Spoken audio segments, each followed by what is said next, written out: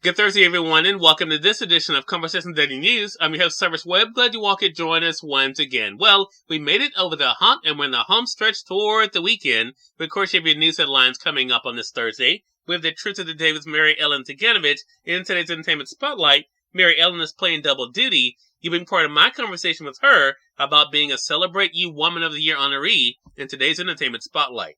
Enjoy today's program. For Conversation Daily News, I'm Cyrus Webb with your Thursday headlines. In national news, Zelensky pleads for more U.S. help in speech to Congress. Ukrainian President Zelensky summoned the memory of Pearl Harbor and the September 11th terrorist attack on Wednesday in an impassioned video plea to Congress to send more help for Ukraine's fight against Russia. Lawmakers stood and cheered, and President Joe Biden later announced the U.S. is sending more anti-aircraft, anti-armor weapons, and drones. Biden also declared Russian President Vladimir Putin is a war criminal the day after the Senate asked an international investigation of Putin for war crimes in Ukraine. In a moment of high drama at the Capitol, Zelensky live-streamed his speech to a rapt audience of lawmakers on a giant screen, acknowledging from the start that the no-fly zone he has repeatedly sought to close the sky to airstrikes on his country may not happen. Biden has resisted that, as well as approval for the U.S. or NATO to send MiG fighter jets from Poland as risking wider war with nuclear-armed Putin. Instead, Zelensky pleaded for other military aid and more drastic economic sanctions to stop the Russian assault with the fate of his country at stake. Wearing his now trademark Army green t-shirt, Zelensky began the remarks to Americans, friends, by invoking the destruction the U.S. suffered in 1941 when Japan bombed the naval base at Pearl Harbor in Hawaii, and the 2001 attacks on the World Trade Center and the Pentagon by militants who commandeered passenger airplanes to crash into the symbols of Western democracy and economy. Remember Pearl Harbor? Remember September 11th, Zelensky asked? Our countries experience the same every day right now. Biden, who said he listened to Zelensky's speech at the White House, did not directly respond to the criticism that the U.S. should be doing more for the Ukrainians, but he said, "We are united in our abhorrence of Putin's depraved onslaught, and we're going to continue to have their backs as they fight for their freedom, their democracy, their very survival." Later, leaving an unrelated event, he declared of Putin he's a war criminal. The sharpest condemnation yet of Putin and Russian actions by a U.S. official since the invasion of Ukraine. While other world leaders have used the words, the White House has been hesitant, saying it was a legal term that required research. Biden noted that Russia had bombed hospitals and held doctors hostage. At the White House, Biden described new help he was already prepared to announce before Zelensky's speech. He said the U.S. will be sending an additional $800 million in military assistance, making a total of $2 billion in such aid since he took office more than a year ago. About $1 billion in aid has been sent in the past week. Biden said the new assistance included 800 Stinger anti-aircraft systems, 100 grenade launchers, 20 million rounds of small arms ammunition and grenade launchers, and mortar rounds, and an unspecified number of drones. We're going to give Ukraine the arms to fight and defend themselves through all the difficult days ahead, Biden said. In a related story, glimmers of hope seen at talks as Russia's onslaught goes on. Russian forces destroyed a theater in Mariupol where hundreds of people were sheltering and rained fire on other cities Wednesday, Ukrainian authorities said, even as the two sides projected optimism over efforts to negotiate an end to the fighting. There was no immediate word on deaths or injuries in what the Mariupol City Council said was an airstrike on the theater. In sports, 9 dead in Texas crash involving University of Southwest golf teams. 9 people died in a fiery head-on collision in West Texas, including 6 students and a coach from a New Mexico university who were returning home from a golf tournament, authorities said. A pickup truck crossed the center line of a 2-lane road in Andrews County, about 30 miles east of the New Mexico state line, on Tuesday evening and crashed into a van carrying members of the University of the Southwest men's and women's golf teams. In business news, Howard Schultz returns to lead Starbucks on interim basis. Longtime Starbucks CEO Howard Schultz is returning to lead the company on an interim basis after the coffee giant's current chief executive announced his retirement. Kevin Johnson said he will retire next month after 5 years as president and CEO and 13 years at Starbucks.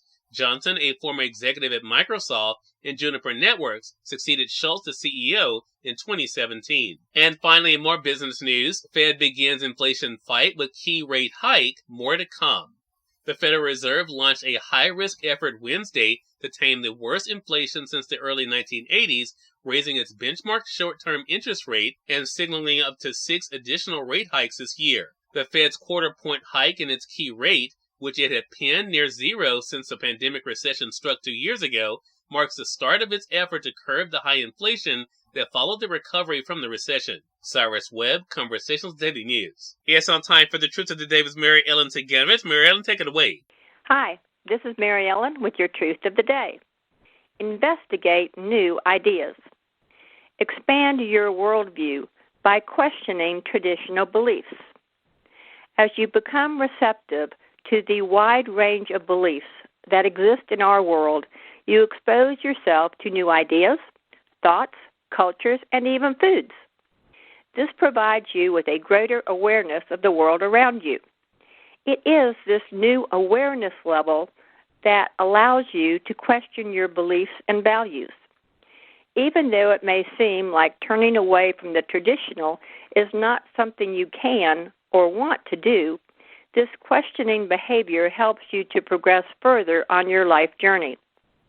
When you truly inquire and mix ideas from other worldviews, you can come to a realization of the values, thoughts, or ideas that meet your own needs. Today, investigate new ideas and enjoy the day. We are part of my conversation coming up with Mary Ellen in today's Entertainment Spotlight. Stay with us. You're listening to Conversation Daily News.